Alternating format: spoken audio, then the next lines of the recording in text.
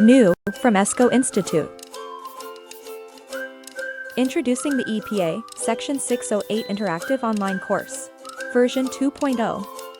The HVACR industry's best 608 certification preparatory course just got even better. Full of engaging content that comes to life as you're learning.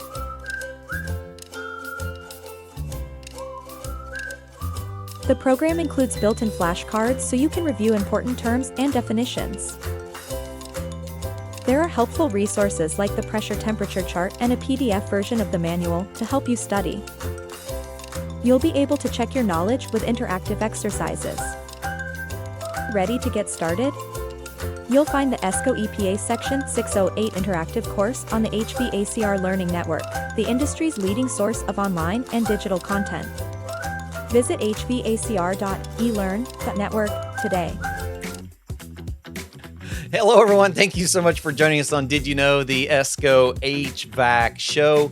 We are so grateful that everyone is taking their time to hang out with us. We have a big crowd already. Scott, thank you so much for joining us. This will be some very important information. Kendrick, bro, we got to check in on you. Let us know in the chat how things are going. We've seen photos of your training center destroyed by the weather, and man, our hearts are out for you.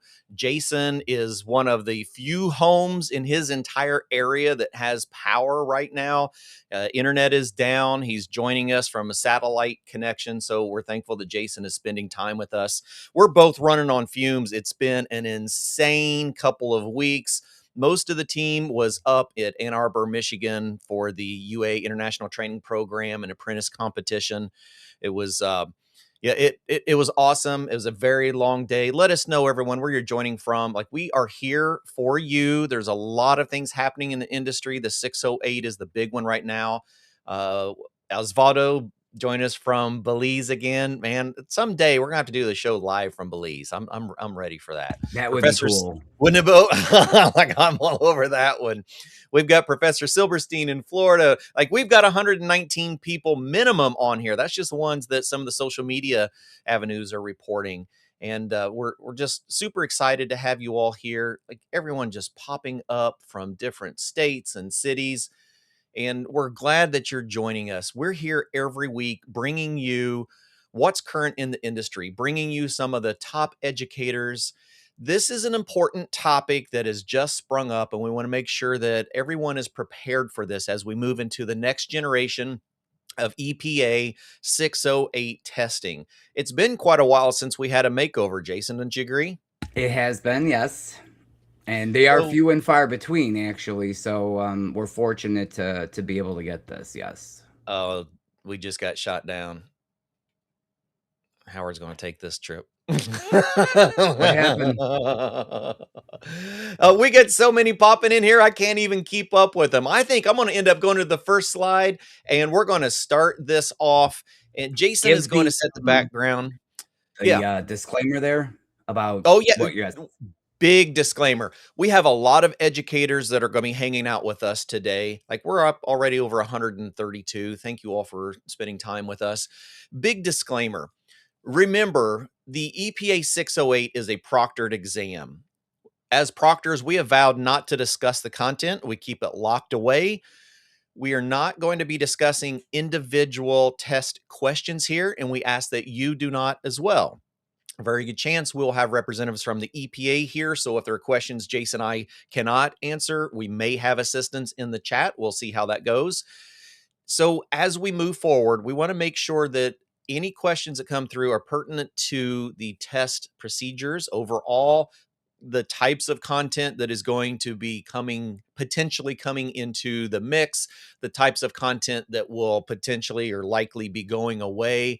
And we want to make sure you're all prepared for this transition because it is happening quick. And before we do that, I want to give a very special shout out to our newest sponsor of the show, RetroTech. We have a complete blower door, duct blaster, the entire RetroTech testing equipment. We're actually going to be doing some pressurization of the mobile studio so we can start looking at building performance. And we're grateful that they're coming on to assist us all to become better educators. All right. What do you think? This is a huge crowd. Holy I know, cow. this is wonderful. So before we get into this, listen, if you have questions, please post them. A lot of what we're doing today is to try and get input from you and answer the questions that you have surrounding the exam in any way. So please communicate in the chat if you do have questions that you need or want answered. Yeah, because we have a lot of topics already prepped, ones that Jason put together, felt would be the most important ones for today. But we know that you could have others, and we are here for you.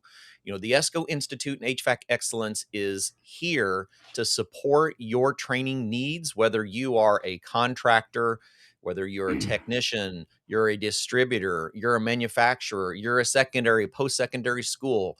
We are all here to go through these changes and be as prepared as possible. So, Jason, let's go ahead and start out with some of the fundamental history of the EPA 608, and it'll help us have a better understanding of where we're going when we know where we came from.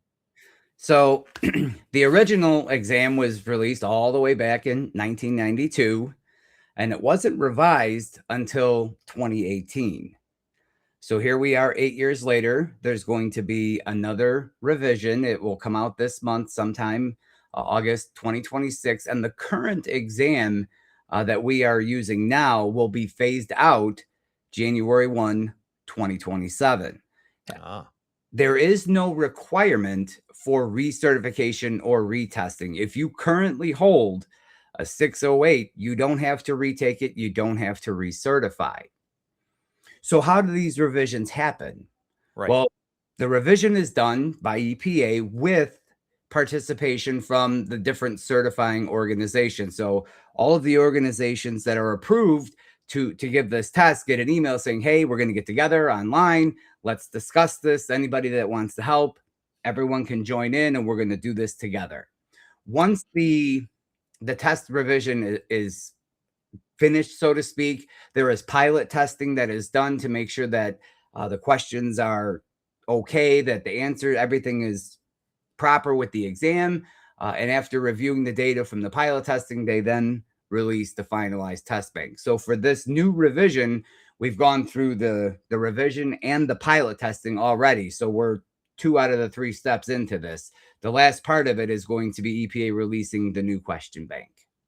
And that's the big one because it was on very short notice. We were all up at the UA competition and training, and Jason got the notification, hey, we have to hop on a call with EPA. We're going to discuss this. And oh, by the way, the new test bank is going to be released in a week or 2 at the latest, which puts that into next week. Right. Very soon. Very, very soon. And it's really important to understand as well. Great point, Howard. We all as proctors need to sometimes refresh ourselves on things that we signed up for, sometimes decades ago, right? This is a closed book exam mandated by Congress and the President of the United States, right? This is something that we take very serious. We'll have people all the time go, oh, it's another training and it's not enforced. That's kind of baloney. It is required. It's mandated by Congress, and it is enforced very often in the commercial atmosphere. Residential, not as much, because we've got tens of thousands or hundreds of thousands of technicians.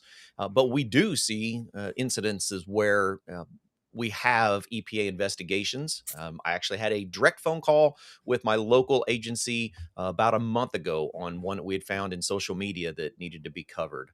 So it does happen, and it's important that we understand,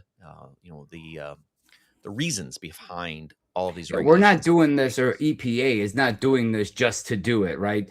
That's right.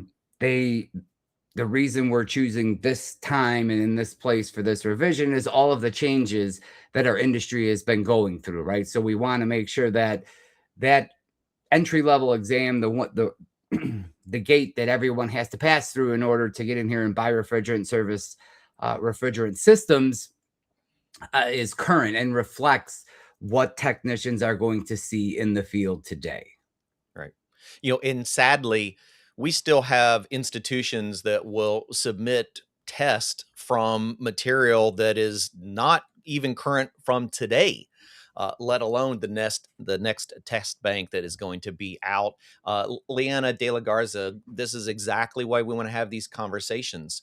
And thank you, Renee, for hopping in there and helping explain some of that. So we will be able to use the current ones through the end of the year. But January 1st of 2027, all of the material that you currently have will be non-existent, and we will be moving into the new curriculum. So as we stage this over the next few weeks and the next few months, we will be sending you regular updates as to what content is ready, because there's going to be programs out there that haven't even began thinking about this transition, and ESCO's been hard at work for months also assisting the EPA with what we thought would be adequate questions to add as well as to remove. So Jason has been incredibly active on this. So let's look at some of these things, Jason. We kind of talked about, the certifying organizations, pilot testing. Let's talk a little bit about the test itself, so everyone is completely familiar with where the different categories are and what things could change in each one and will change. So this is the same test that, again, the same format Right. that was initially released back in 92. There's 4 sections: the core, type 1, type 2, type 3. And in order to get some sort of a certification, you have to pass the core and something, right? Right. If you want a universal, you have to pass core and all 3 types. So this is, again, the format is going to stay the same with this revision as well. It's still going to be 4 sections, and you still have to pass all 4 sections to get that universal. And if you, let's say you pass core and type 3, you will get a type 3 certification. If you pass core and type 2, you'll get a type 2 certification.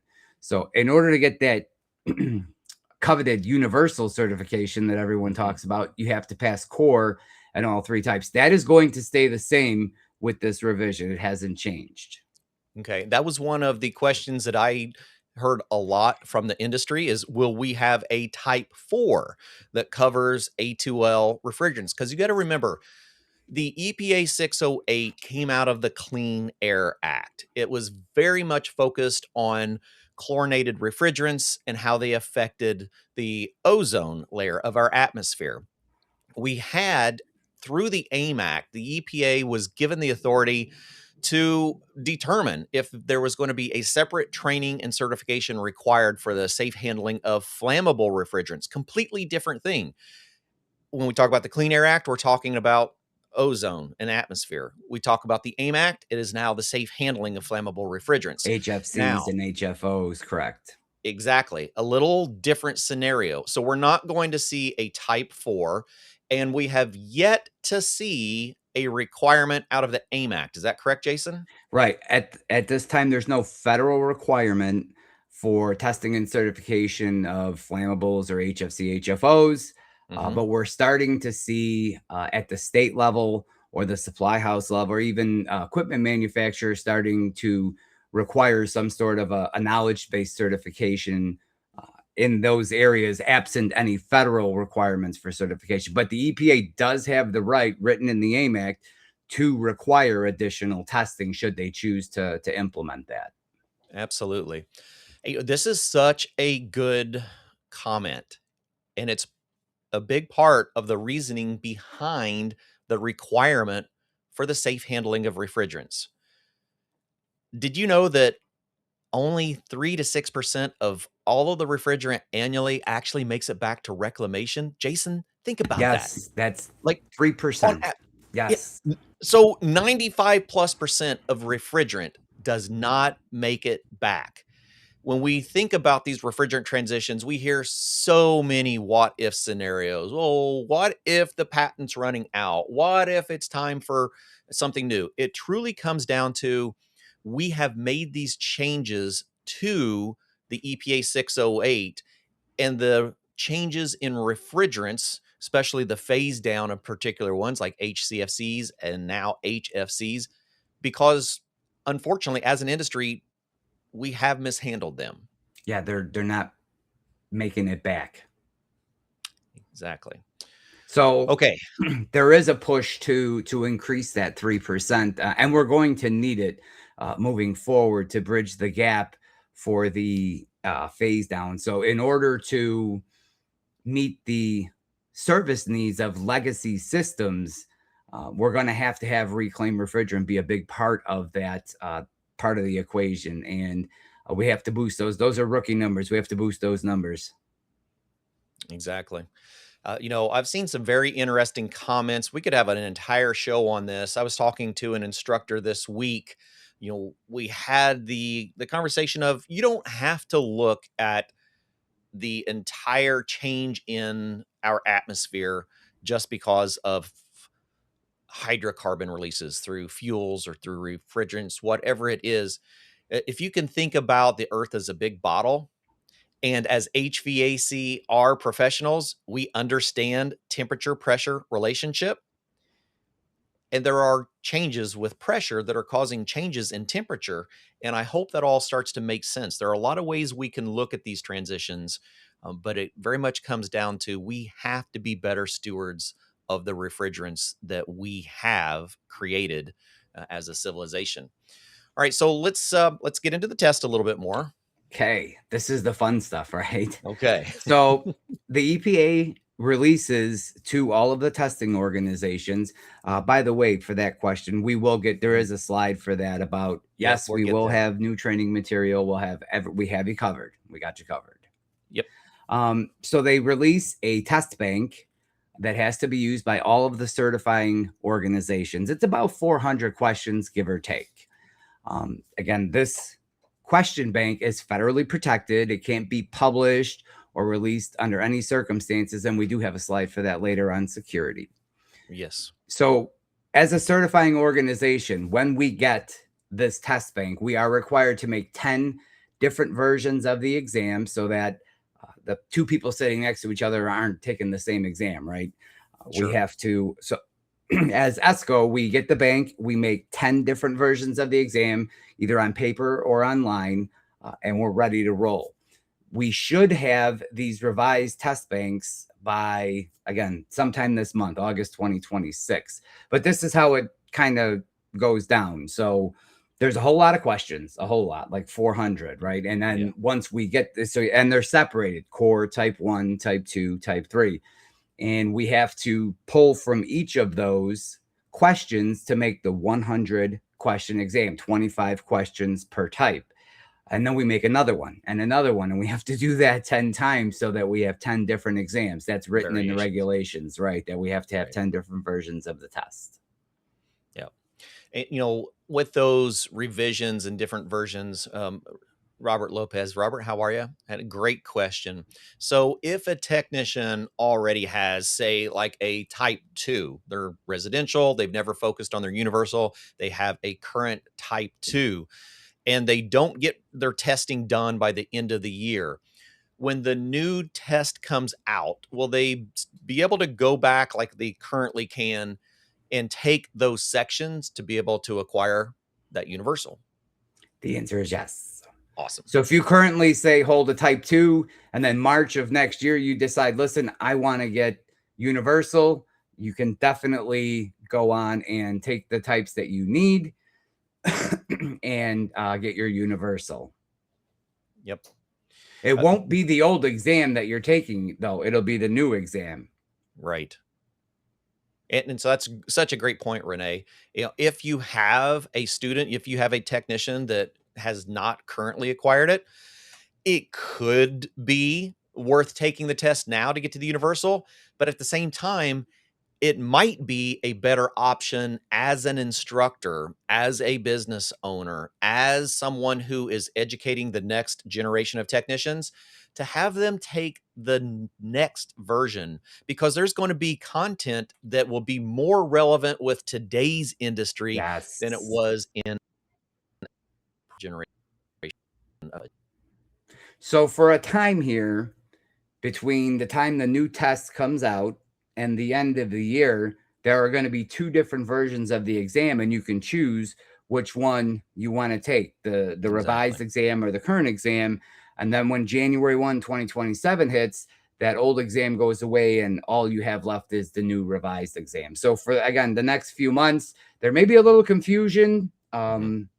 If you do have any questions, again, reach out to whatever certifying organization that you're testing through to get clarity, because if you're using study material, you want to make sure you're taking the exam that actually matches that study material. You can reach out to ESCO. We'll let you know. We'll walk you through it. The number's there on the screen, 800-726-9696. But once January 1st, 2027 comes, it will just be one exam. It'll be the revised exam moving forward. Absolutely. And we have a ton of resources that we are updating on the website, which I have in the back. I'll share here in just a little while. And for all of you that are joining us that are ESCO certified proctors, when you go to the Proctor login, you'll have an entire resource section. Howard just shared with me today. The whole team has been working very diligently on getting that updated. So this will be a step one of preparing for the new assets that you will be using in the classroom. And that Proctor portal will be a very, very good resource for things as they change. We come out with a new PowerPoint presentation, you're going to see it there. You're going to get emails. You're going to get all of the normal things that you would receive from Howard ESCO. will call you. Howard will call you, probably personally. Yes. I can probably say most of you listening right now will probably get a phone call from Howard. Say hi for me. All right, so this slide, this is some of the things on here Clifton had covered earlier. We're going to dive into this a little bit. So for 608, when we say 608, this is the Section 608 of the Federal Clean Air Act. And Section 608 specifically regulates ozone depleting CFCs, HCFCs, and their substitutes, okay, which is a gray area. And the content that's on this particular exam, for those of you that have taken it, yes, it covers environmental regulations, refrigerant usage, and then general HVACR system installation, service, knowledge, that sort of thing. I want to point out that stuff from the AIM Act, specifically regulatory stuff from the AIM Act, will not be on the Section 608 exam. This is a separate piece of legislation. This is the AIM Act, and 608 is based on the Clean Air Act. So, for example, if you, again, studying and taking your 608 exam, you learn the leak rates, right? The 30, 20, 10%, starting at 50 pounds. Those leak rates only apply to CFCs and HCFCs. All right. There are leak rates that apply to HFCs, but those are under the AIM Act. So that information, the specific regulatory requirements and things that are required under the AIM Act will not be on the Section 608 exam. Now, we're going to have some general A2L knowledge questions, those sorts of things, A3 knowledge questions, again, general knowledge, but not tied to the specific regulatory things that we see in the AIM Act. These are two different pieces of legislation. So when you see the leak rates and things like that, those on 608, those are specific to Section 608 and CFCs and HCFCs. ESCO does have an A2L exam. I will tell you that on our website in a couple of different places, we do have a free download. It's a PDF that has all of the leak repair requirements, all the inspection requirements and things. It's a free download. It's a PDF. Most of it comes from EPA. And you can go onto our website and download that to utilize in class or to utilize for yourself. But there are leak rates specific for HFCs. And I can tell you, while the percentages are the same, the weight is different. If you were studying for the 608, you know that the leak rates start with systems that are 50 pounds and over.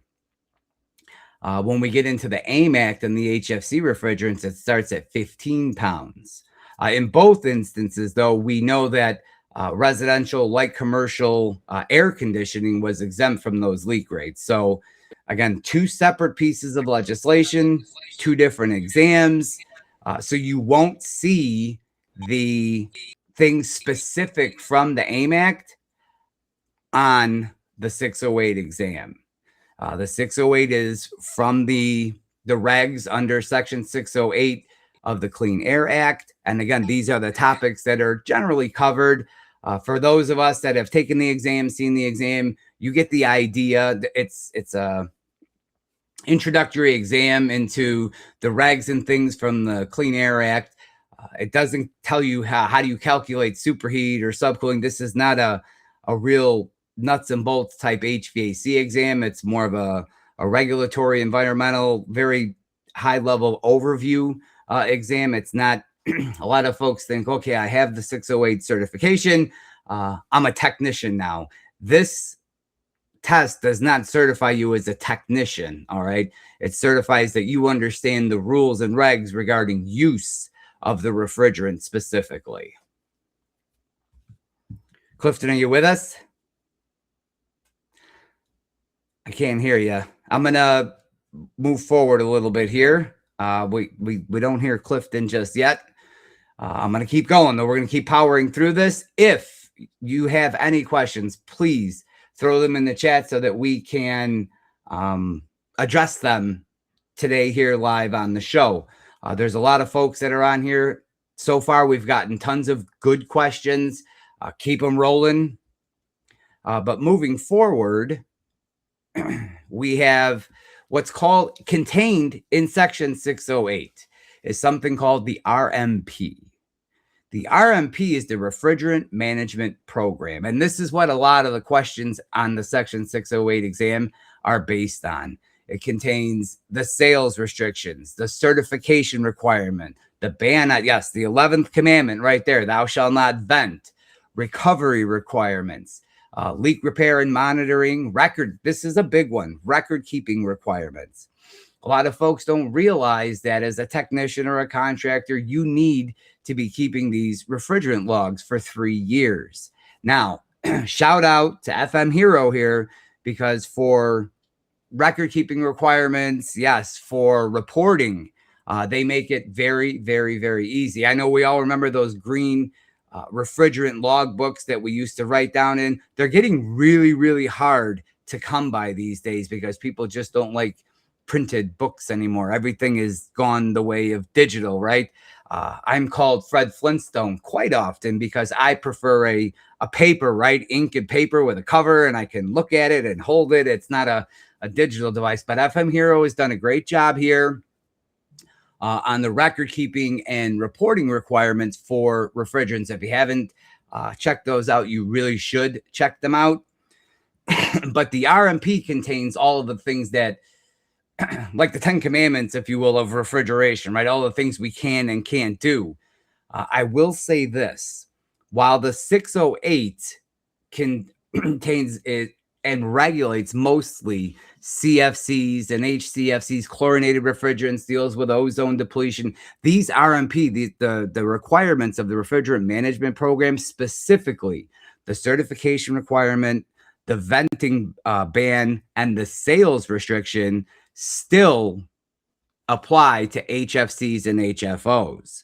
So while the leak rates in 608 don't apply to HFCs and HFOs, these three things in particular, we have to recover, we can't vent it, you still need a certification to buy them, and there is still a sales restriction on those to only folks that have a 608 requirement. So there's a question. Sorry, I'm talking really fast because I'm really excited. This is me. This is what I get into, right? I'm trying to keep myself a little calm here, but y'all are getting me excited. I like this.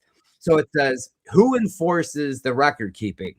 So on a commercial side, this is an easy one. All of the different commercial accounts have to do reporting and, again, sitting behind a desk. It's very easy to see what reports are coming in and which ones aren't. That is low-hanging fruit that the EPA can address. As far as the 3-year requirement for record keeping for technicians and contractors,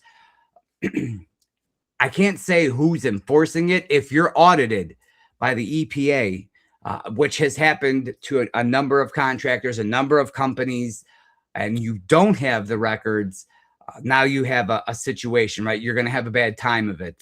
So it's better to do it and not need it than to need it and not have it. So Renee did post, and you saw there the download for the HFC leak rates and requirements. Again, it's on our website.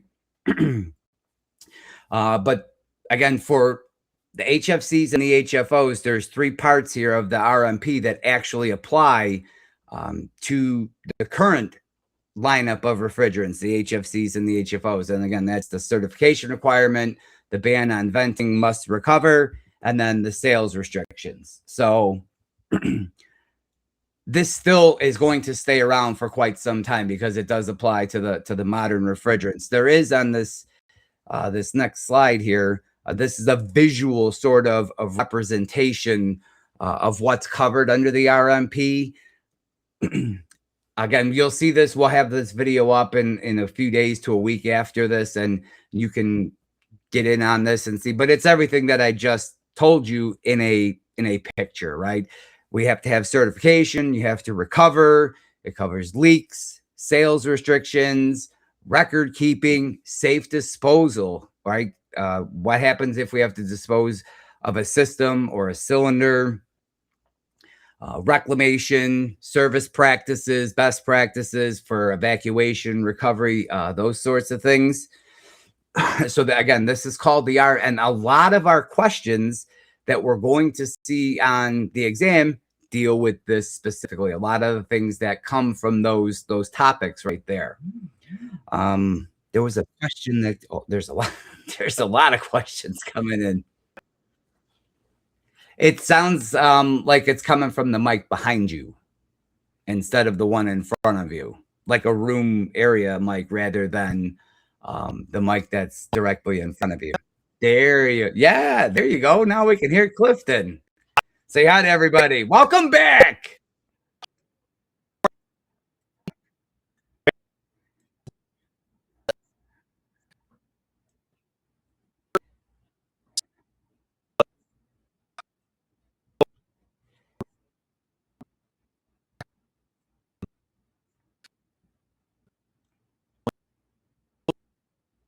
Thank God, because I was getting a little tired there. I got a little bit into it, and I was starting to get too much. I think it was too much.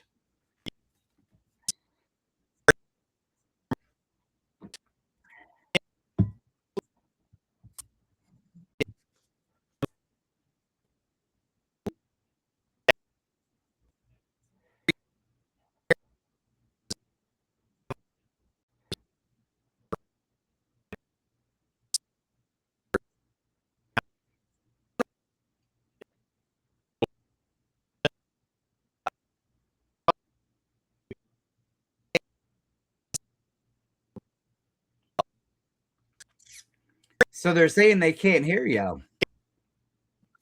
I can. They're saying that they can out there. Our audience is saying I can't hear Clifton. You're not cutting out to me. You sound okay to me.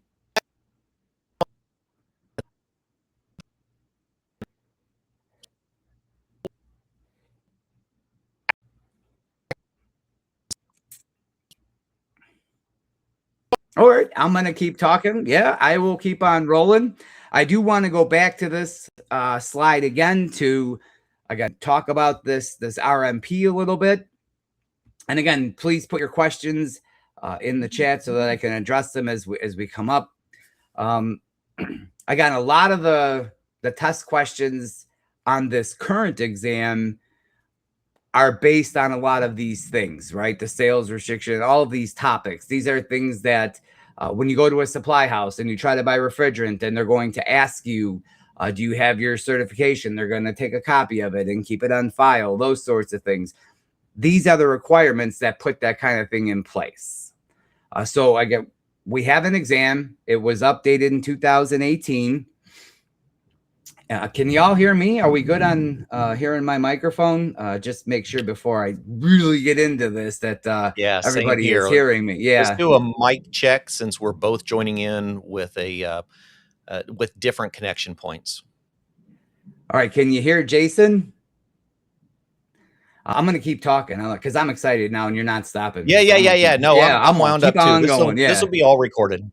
Okay. So again, the test it does cover a lot of these things. And when we get to the revision of the exam and what does it cover and what's on there and those sorts of things. Again, if you're here to get test questions, I think you came to the wrong place. We're not going to be discussing actual test questions.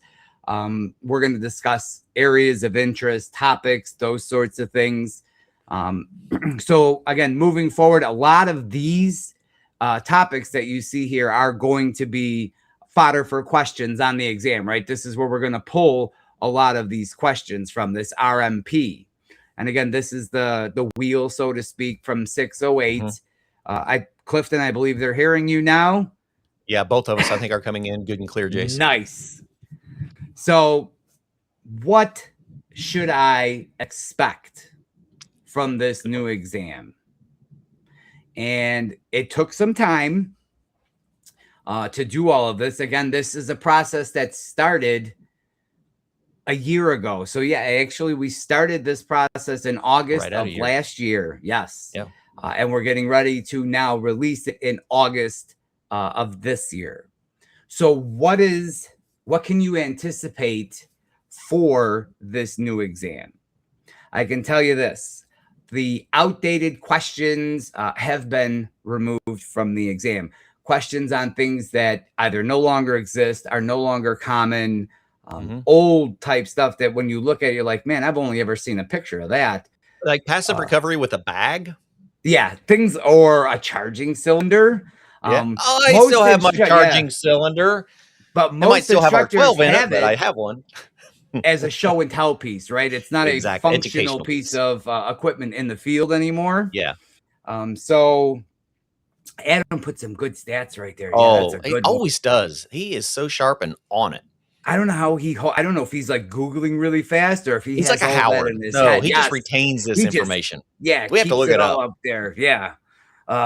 Good on you, Adam, for bringing the stats for the violations, like where they lie throughout the industry. But yes, it is a continuing issue that we're not getting this refrigerant back. So I was actually teaching a class in Ann Arbor, Michigan last. So we were talking about that 3%, like we're year over year, what goes out over the year, only 3% of it makes it back. And so one of the guys that commented, he's like, so the reclaimers really don't have a whole lot to do. They're just kind of just sitting there watching Netflix or something, right? Because there's not a lot. We're not getting them enough refrigerant to keep them busy enough to really keep them busy. So we're going to have to boost those numbers. Yeah. Getting to the revision here. So as I mentioned, we're going to have been removed a lot of the outdated questions from the exam. Things on he has a spreadsheet. Outdated questions from the exam on, again, refrigerants no longer in use, systems no longer in use, tools and equipment no longer in use. Those questions have been addressed and removed. There are a whole bunch of questions that have been revised. The wording has been changed around to be a bit more user-friendly, so to speak, right? This has been described quite a few times as what we would call a quality of life update for the exam. Oh, that's a good way so to put it. Yes, the readability is a lot better. The clarity is there on a lot of the questions. Some of the questions were revised, again, to reflect the current. So questions that might have asked, you're working on an R22 system, all right, those are kind of outdated. So it might now say you're working on an R32 system, or you're working on an R454B system. So the refrigerants and the systems have been updated, again, to reflect the current refrigerants and technology that folks are going to see when they come face to face with this equipment. So we did get rid of the old questions. We revised a lot of the existing questions. Anthony Nash, bro. Love it. We've got the industry on today, my friend. He said they're not watching Netflix. They actually are doing some work and getting things done. Murph, that's another good one. Yeah, belt drive systems, not a lot of those. We are going to, now here's the thing. We're going to see new questions that have been added to the exam.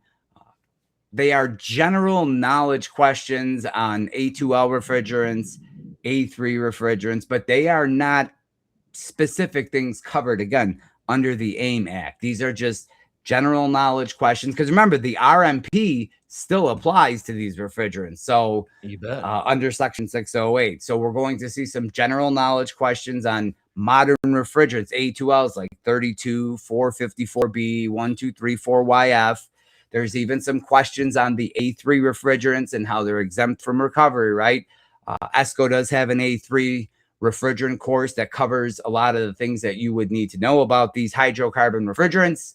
And one of the things, if you look through the book, or there's a lot of books and training out there, but one of the things to be aware of is at the moment, most of these hydrocarbon refrigerants are exempt from recovery, right? And the sales restriction and things like that. So A3 refrigerants are kind of outside, but again, their use industry-wide, kind of small at the moment, but it is going to grow. It's been growing for quite some time, and we're going to see a lot more of it. You know, The Jason, other thing we're going, a really good question came in from Patrick Stark, which aligns perfectly with new questions covering A2L and A3 refrigerant general knowledge. You know, when we discussed the chlorinated refrigerants like our CFCs and HCFCs, you know, we started phasing those out because of, in particularly, the chlorine and the effect in the atmosphere. But he was asking, so why can't we vent HFCs and HFOs? Well, now we're focusing on a slightly different aspect of the refrigerants and how they affect the atmosphere. Whereas our CFCs and HCFCs, we primarily were discussing the chlorine effect to ozone, things like the ozone hole, where we were talking a lot about it in the 1990s, early 2000s. We'd made that transition into global warming because of the fluorine gases that are in these refrigerants. So our HFCs are hydrofluorocarbons, and our HFOs are actually hydrofluorocarbons that have open bonds to atoms. So we are still talking about gases that have a significant global warming potential.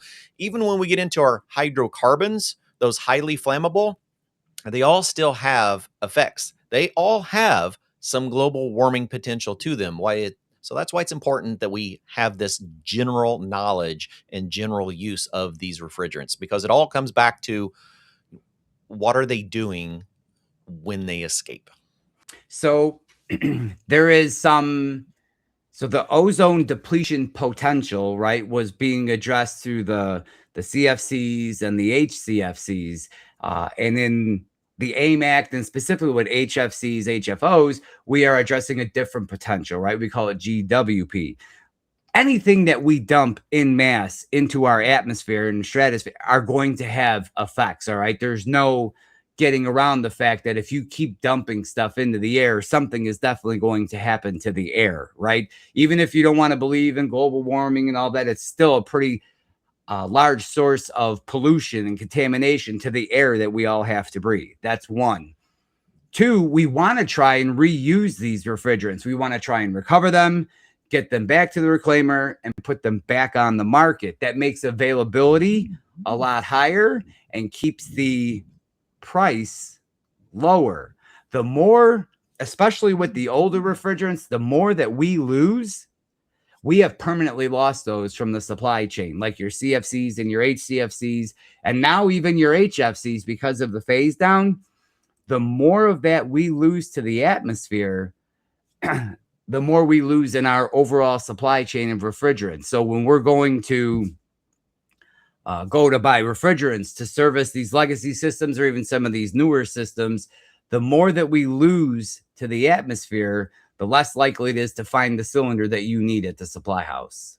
So we have to be good stewards of the refrigerant that we have and the environment that we have to ensure that we have what we need tomorrow, next year, and the year after. So we have to be good stewards of this and make sure that we're doing what we're supposed to be doing to ensure, again, good supplies for legacy equipment, servicing legacy equipment. So that was a good question that came in. Yeah. And as far as the hydrocarbons go, yes, at the moment, very small percentage of the industry at the moment. Very low GWP of only 3. And at the moment, they are vented to the atmosphere rather than recovered. But I can envision a time in the future where we're recovering those and reclaiming them and putting them back on the market as well.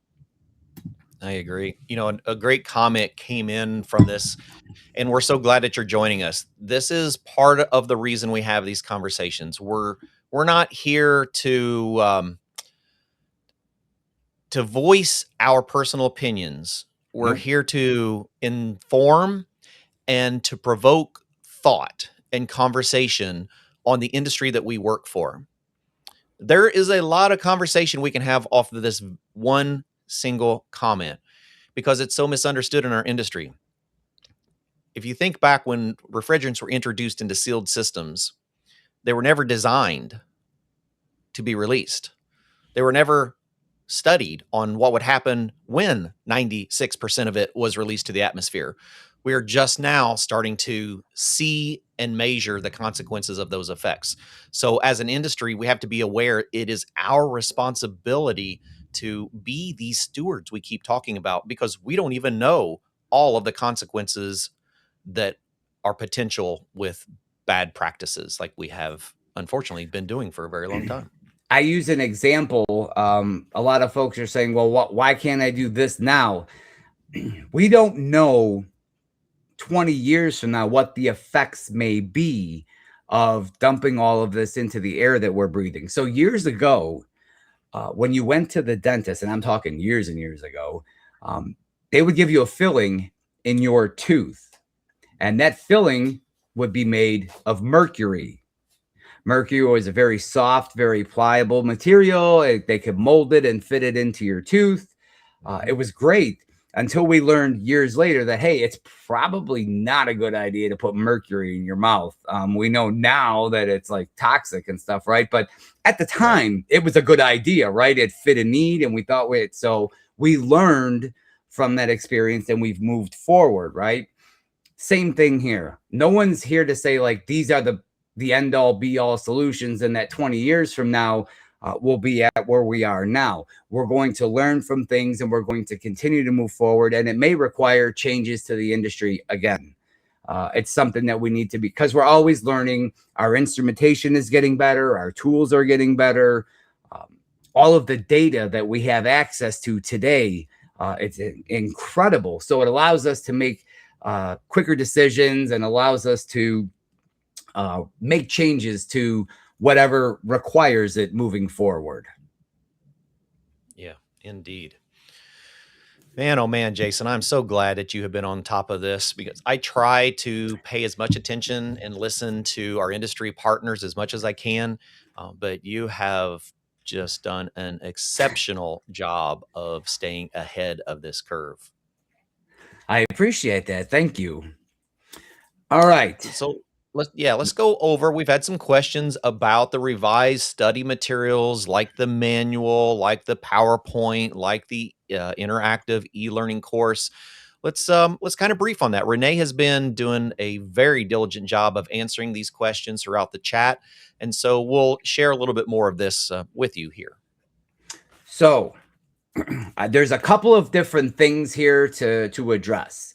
When the new exam test banks drop, we will, again, not all at once. It's not going to be an email, but like, here's everything, right? It's going to take some time to roll these things out. We will have a study guide, just like the study guide you have now. We will have PowerPoints. We will have an e-learning course. We will have a lot of different ways to help you prepare for the exam. Having said that, a lot of folks like to use the free videos that you see on YouTube, and some of them have millions of views.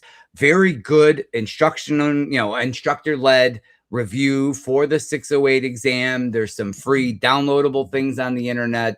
Again, you don't have to use the ESCO material. There's a lot of material you can use. I would prefer if you use the ESCO, but you don't have to, right? There's a lot of different stuff. No shame in promoting content from minds like Jason Obrzut.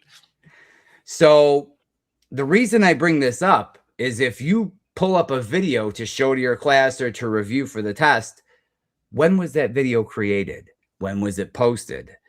It may be for a previous version of the exam. Yeah. Good. So it may be for a previous version of the Absolutely. exam. And if you're using that as your test prep, when you take this newer exam, you're not going to perform so well. You're like, man, there was stuff on there I never even saw. And so if you Absolutely. are utilizing material from some other source, whether it be YouTube or Reddit or whatever, wherever you find your free online review material, just be sure that it is the right material for the test that you are taking. This revision that's coming out this August will be the third version of the test bank.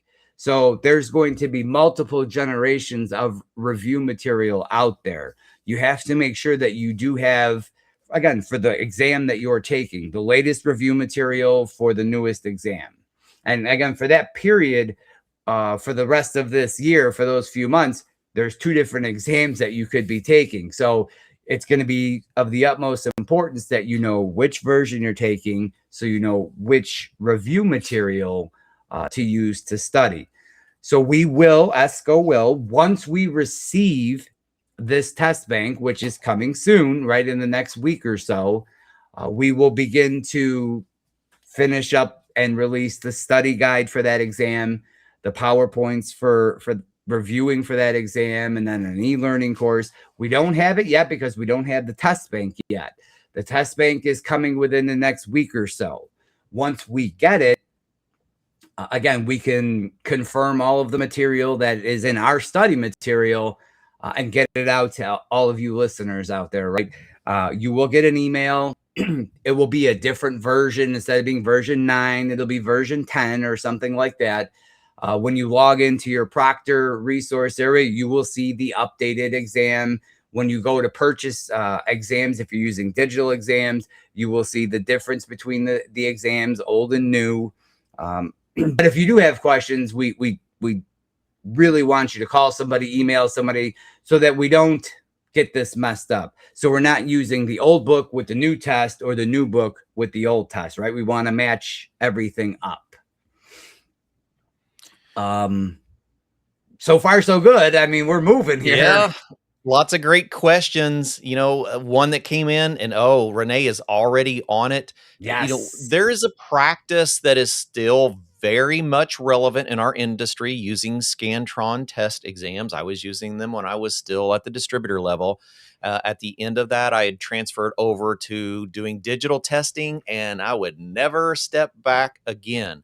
So I encourage all of you, if you have the ability to go to online testing and do digital testing, it is a significant improvement, and it verifies that you're using current material.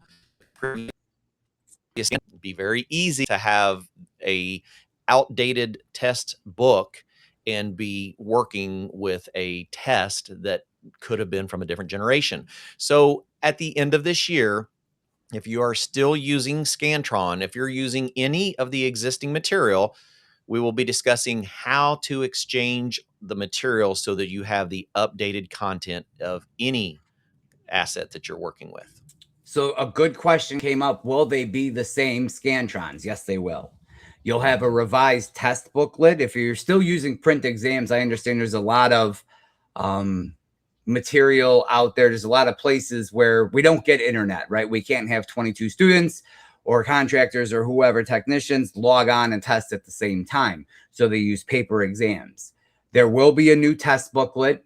The Scantron sheet that we use as an answer sheet, still the same Scantron sheet. So again, that's part of what, when you say, how are things coming out? When are they coming out? They're going to come out as soon as we get the new test bank, which again should be in a week or so. We will start putting you'll have an online version, you'll have the print version, the study guide, PowerPoints, e-learning. We are hard at work behind the scenes here as a team to put all of this together, to get it out in a timely manner and allow your program to make the changeover from the exam we're currently using to the new exam that we have to have in place by January 1, 2027. Absolutely. There's one other thing we got to discuss, and it's this last slide here. Let's do that. And that's test security. This is a Very good big one. issue, and it's very, very close to my heart because I did do a lot of work on this new exam, and I wanted to stay the exam for quite some time. The Universal 608, as you mentioned numerous times, is a closed book exam, has to be proctored. No review materials or electronic devices, none of that stuff can be used on this exam. All right, these are federally protected question banks. We have to keep these questions, the integrity of this exam and the integrity of these questions, we have to keep it viable, right? In the past, we've seen questions, actual test questions, pop up on other sites. I don't want to name the sites at the moment, but we've seen them pop up on websites or in review material. That's illegal. The exam questions cannot be used in any review material or published in any way. We can't have questions posted to other websites or uploaded to AI. That is a big thing. We're not allowed to take this question bank, put it in AI, and then tell AI, hey, listen, make me a study guide based on these questions. We can't do that. That's against the regs. Paper exams, under lock and key, only the approved proctor having access. We want to keep the integrity of this exam tight and in place so that we don't have to revise it again in a year or two because the questions are compromised because they're all over the internet, right? We have to make sure that we keep these under lock and key. This is a closed book exam that is proctored. I will say this too, as on the security side of things. The EPA does not allow anybody to use their logo. All right. Correct. So if you see the EPA logo on something, chances are it's not a real site or it's not an approved site because all of the certifying organizations know that you're not allowed to use the EPA logo on any of the materials. So that's one of the things to look out for is if you see the actual EPA logo on something, that might not be the real deal. You know, another one, Jason, that I think everyone should be aware of is the scenarios of remote proctoring for test. And we have seen organizations utilize a remote proctoring that doesn't do exactly what it's supposed to. Remember, a remote proctoring service, it is supposed to be dedicated to the person's face, their surroundings for the entire exam. A cell phone is not an acceptable means of proctoring a test in most scenarios, especially with ours. So always like to help people be mindful of their choices when we're looking at services for doing remote proctoring, because there are some out there that are really doing injustice to those that are They're using questionable, the right? Yeah. appropriate third-party proctoring. We do have a remote proctoring option, but it involves a person sitting there watching you. So it's a good option if you don't have a testing center near you or a proctor near you. That third party proctoring that we use it's actually a really good service. Yeah, and a fantastic question, Osvaldo, joining us from Belize. Just keeps rubbing it in here. Just how nice it is. No, absolutely. And we encourage you to, our international audience for this community has grown so significantly. We're at like 146 countries for these shows, 134 for the podcast. And as Renee has stated, we absolutely offer the remote proctoring services. Even if it's not required in your area, it's a fantastic way to examine where you are in the industry, and it can help you understand right? Yeah. where your knowledge base is and what you need to learn to go on to those next levels. And I challenge everyone to shoot for that universal, even Give it a if you're in whirl. Yeah. residential. Absolutely. And it's only required to have your type 2. Where are you going to be down the road? Right. Now's a great time to focus on the potential that you could have for your future, especially when this new test bank is ready.